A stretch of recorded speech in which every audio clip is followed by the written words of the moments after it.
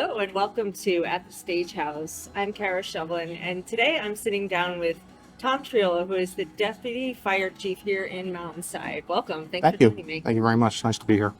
Well, why don't we start with what brought you to this place in your life? Why did you decide to become a firefighter? Tell me a little bit about it. Well, after 9/11, I decided I wanted to do something to help the country, help the community. And it came naturally to me. I was an EMT in college, and I ran on our college ambulance. And so I thought, well, let me try out the fire service. It's a funny story. I called Scotch Plains and I called Mountainside, and Mountainside called me back first. So that's where I went. And so I went down and I spoke with the fire chief, and he explained the process to me. And I've been doing it for 23 years now, and I really love doing it. So it's great to help help your community, help people who, in some cases, are having the worst day of their life, and you're there to help them out. And it's also a lot of camaraderie, a lot of friendship you can make in the fire department. I've made friends that I'll be friends with for the rest of my life, I think. The fire department it can be a lot of fun too. I mean, think about it. It's people from all walks of life brought together for a single purpose. You have white collar, blue collar. You have people who are in their 70s and people who are in their teens, and they all come together, and it creates an interesting social dynamic at times. It can be fun at different times, and we have social functions on occasion, which are also fun to do.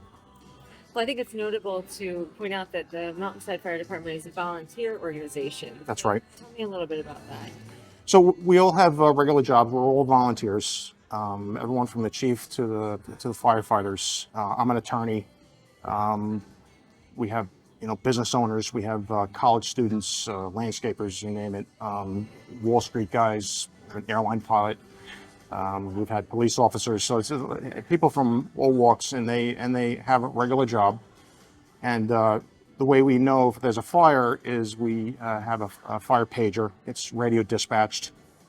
In the past, years ago, there's a large horn on top of the firehouse, which we still have, which actually works, which you can hear for miles, and that's what we tell people that there's a call. I remember that. I grew up a couple blocks that way. And yes, very, very, very loud. But these days, it's all radio dispatched, and we also have apps on our phones, so you can get a page on your phone. So I was down in Florida last week, and I was getting fire pages down there, so you can't escape it wherever you are. Yeah. You hear the horn wherever you are now. That's right. Yeah. So everyone has jobs, typically, probably mostly full-time jobs. So this is the kind of thing that has to mean something to you because you're doing it in your spare time. Sure. Yeah. We have about 200-300 calls a year, and I think the minimum we're expected to attend, or at least 20% of the calls. Time commitment can vary depending on the types of calls. If it's a simple smoke alarm activation, is just a malfunction, it could be done in 15 minutes. If it's a house fire, you can be there for 4 or 5 hours. Or if it's a bad car accident, same thing. Or especially if there's a fatality, it could be there for quite a while. So it varies. And we have Monday nights. Every Monday night we have drills and work periods and meetings down at the firehouse. Starts at 8 o'clock and then usually ends like at 10:30 is usually when we get out of there. So we're expected to show up every Monday night. So it is a significant time commitment, but it's not unduly burdensome. So tell me a little bit about the structure of the organization. How many members do you have, and how does it all? Sure. So we have right now. We actually have quite a few members, but we're always looking for additional volunteers. We have probably around 42 members at this point. We have sort of the fire department is broken in our town is broken up into two sort of arms. The fire department, as we call it, is the fire suppression emergency response arm of it. That's run by the fire chief. And his name is Pete Essenplair. There's an assistant chief, and then there's deputy chief, which is what I am. And we have junior officers, captains, and lieutenants who run on the rigs to go to calls. And then we have firefighters, and we also have probationary firefighters in the department. And then we have on the other side is it's more of an administrative arm. We call it the company. I mean, it's not. It's just a term that we use. And they run philanthropical functions. We have Fire Prevention Week every October, where we go into the schools and we give fire prevention talks to the kids in Mountainside schools. And we have an open house that Friday, and the company runs that. Do some fundraising, we do some other things. Sometimes the company buys equipment for the department, and so that's sort of how it's run. It's sort of a two-tier system, a two-column system. So the company is volunteer as well. Yes, it's the department members are also company members, and vice versa. Oh, you do both. Yes, yeah. So it's all done under the same roof. So members of the department are also members of the company, vice versa. And you mentioned something about the fire committee. Tell me a little bit about that. Right. So the town has a fire committee. So there's this made up of 3 council members, and we have a very good relationship with the town. I want to mention that Mayor Paul Mirbelli. The fire commissioner, who is the town council member who liaises with us, is Renee Dierkes, and also our former commissioner, who is now the business administrator, Glenn Mortimer. We have great relationships with them, and if we need something from the town or some sort of issue comes up, we will deal with the fire committee and the mayor. And tell me a little bit about like the size of Mountainside. What is the area that you guys serve, and what does that look like? So the town is about approximately 4 square miles. We've about 8,000 residents in the town. It has a wide variety of features. We have assisted living facilities in town. We have Children's Specialized Hospital in town. Children's Specialized is not quite as full of children as it used to be, but there are patients there as well. There's a call there, we'll go there. And that's on automatic response with Westfield Fire Department. They will come automatically if there's a call, show up at the same time as us. We have some bodies of water in town. There's a Lake Surprise up in the reservation. Then we have Echo Lake, and there's a smaller pond in the middle of town as well. We have a couple of industrial areas in the town. Sheffield Street's one of them. Retail, restaurants, and schools. And Route 22 is a major part of the town as well. A lot of cars go through there, and there's a lot of accidents and fires and stuff that happen as a result of that. Right. Yeah. Route 22 is a tough. It is. Corridor. Yeah. So what's what does a day in the life kind of look like? Just a typical day. We'll get into a little bit more detail after we take a break, but. Well, some days you can go weeks without a call. Yeah. Generally, like I said, Monday nights we will come down there to train or to service our equipment. But sometimes you'll have 10 calls on a day. Sometimes you have none. So it depends. The sorts of calls that we have the major thing is fire suppression. House fires. We have 1 or 2 house fires a year. We've got like real legitimate house fires. We have a lot of, as in 22, as you mentioned, a very dangerous road, and there's a lot of car accidents and car fires that happen as a result of that highway. We have the majority of the things that we do are smoke alarms, things that just malfunction. And they go off. Carbon monoxide or smoke alarms will just go off sometimes for no reason, so we'll get called for that every time that happens.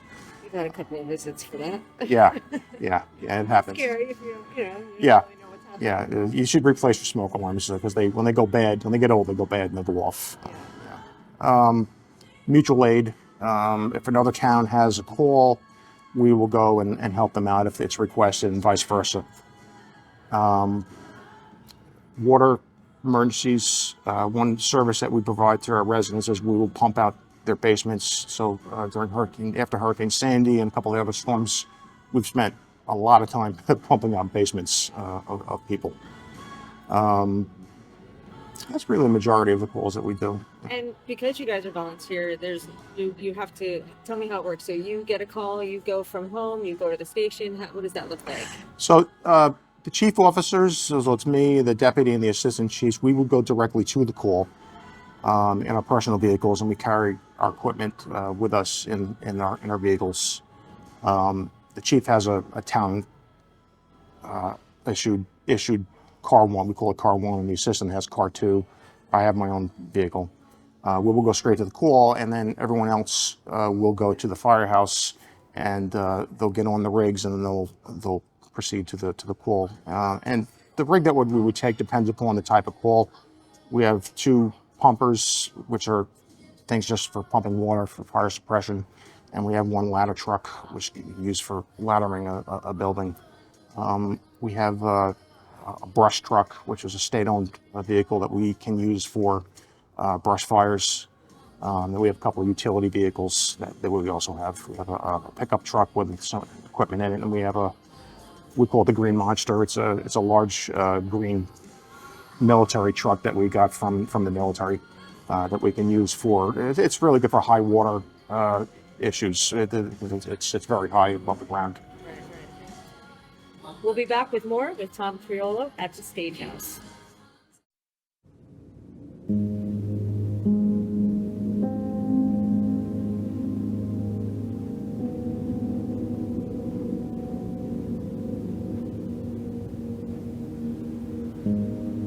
You'd think you'd wake in a house fire, wouldn't you? But just 2 to 3 breaths of toxic smoke and you're unconscious. Your lungs fill up, just like drowning. Don't drown in toxic smoke. Test your smoke alarm weekly. Welcome back to At the Stage House. I am Kara Shovlin, and again, I'm sitting here with Tom Triolo, Deputy Fire Chief of Mountainside, and we're talking about how the things work at the firehouse here in Mountainside at the fire department. And one of the things I want to dive into a little bit more is something that you mentioned called mutual aid, fire mutual aid. Tell me what that is and how it works.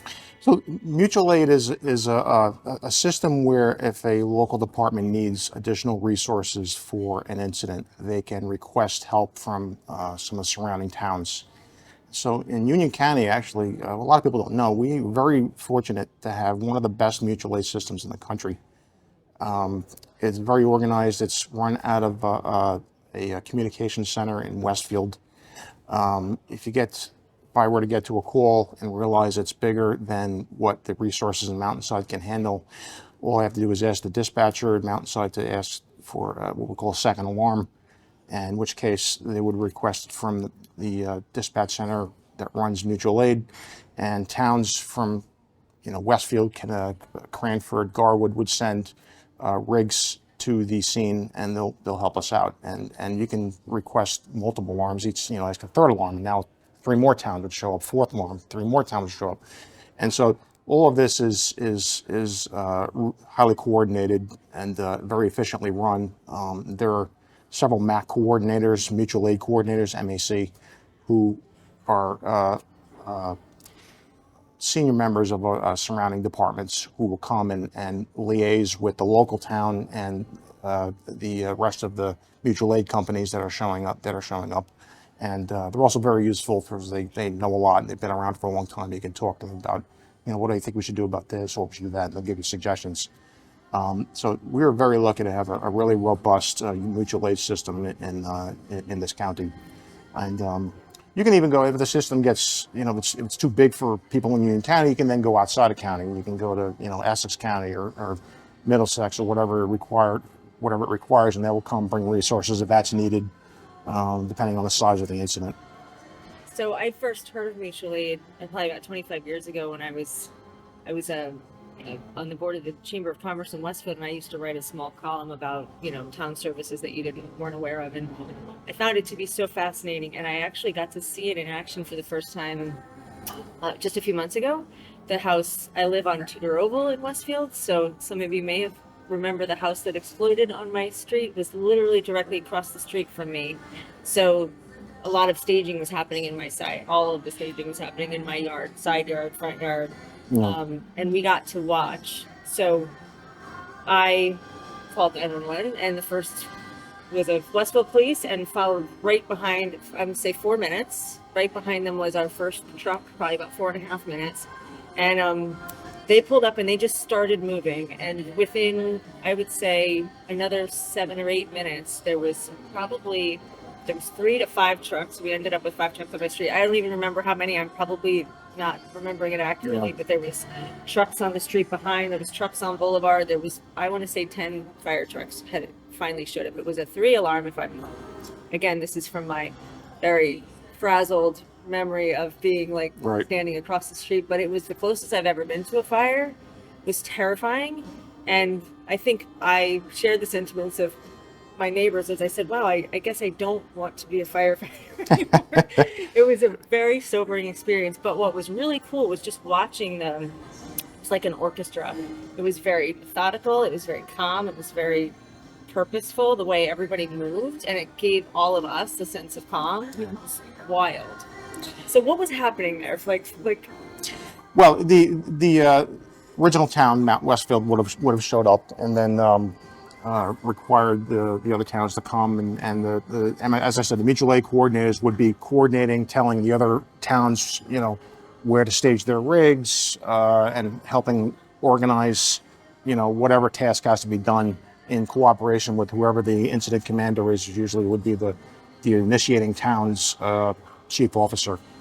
And the people who run mutual aid go to all the towns in Union County regularly, so everyone knows each other, and they work together frequently. When there's a major fire, so it's not like everyone's meeting each other for the first time, and it's a lot of sense of like that they've done this before. Right. They were definitely working all together. Yeah, and there's a lot of training involved, and the towns in this county, I think, are very good. They're very highly trained and disciplined and professional. So, in terms of fire, I think the Union County is well served.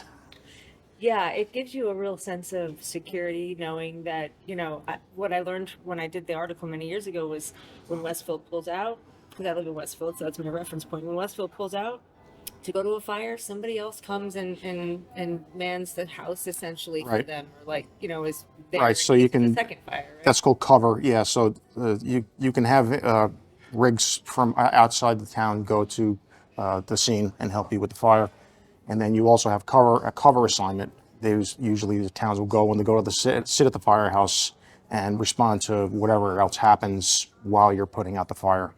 And if you need additional resources, usually they'll move from the cover up to the scene, and then they'll backfill. They'll go to some other towns that haven't responded yet. They'll come and sit and cover, and wait for their chance to move up. It's an amazing system. It is an amazing system, yeah. Everyone should sleep well at And night. it's all coordinated by radio. They have their dedicated radio frequencies that they use, and terminology, and it's all very standardized. Yeah. Yeah. Wild. So, tell me a little bit. We talked a little bit about training in the fire academy. So, if people wanted to become a part of, the fire department, what does that look like? So just come down to the firehouse on Mondays at 8 o'clock, and you talk to the fire chief. The process in Mountainside is when you come down, you'll fill out an application form to join. After that, we'll expect you to attend one drill, one work period, and one meeting. All right. Once you do that, we will send you for a medical exam at the town's expense. You'll go for a checkup, make sure you're medically cleared to participate. And then your paperwork will go over to the police department. They'll do a background check. Obviously, you're going into people's houses, and you have knowledge on how to get into buildings. You want to make sure everyone is honest. So that's why they do a background check. Once all those things are done, then you will go to the town council, and they will vote to approve you as a fireman in the town, and then you're a member of the fire department. Once you're in, you need to go. We expect you to go to the fire academy. Fire academy is in Union County. It's in Linden, but you can go to any fire academy in New Jersey. I went to Morris County just because the timing worked for me. Fire Academy is essentially like a 3 or 4 credit class. You go through what's called Firefighter 1, That's the first class, and there's a slightly shorter class, Firefighter 2. And you start out slow in the fire academy, and it takes about a semester to do.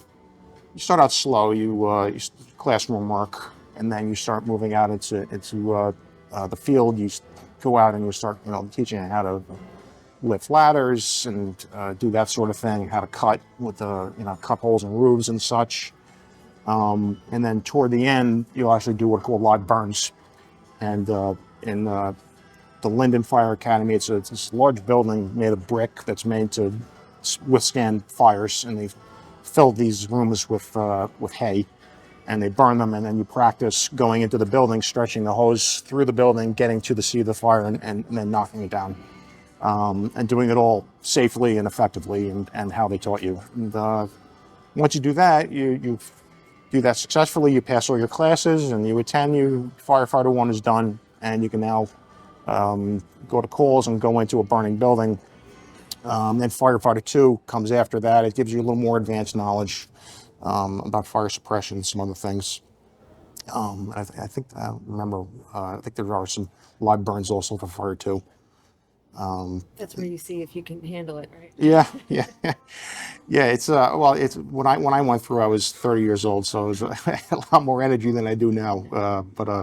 Yeah, it was a fun experience, being able to go into a building and that's burning, and be able to breathe normally and operate. It's really it's kind of like scuba diving, because you have a face mask that you're breathing fresh air from, and it keeps all the smoke out, and you're in an area that would normally be fatal if you took off the mask. Right. So it's an interesting experience. How is the heat? I know you're wearing protective gear, but what is that? Yeah, so we will. The town will pay for your gear to wear. So you need to have what's called bunker gear. It's called Nomex, made of a material called Nomex, which is fire resistant, and it's also very insulated. So you can withstand. I can't remember. So a certain number of degrees for a certain number of minutes before you start burning your skin. And we have the firefighter helmet. And the SCBA, which is the breathing apparatus which you wear on your back, provide you with that. The boots, the gloves, and you'll take those to the fire academy as you need to. How often do you have to replace those things? About 10 years, I think, is the lifetime before they're expired. So, and it's very expensive equipment.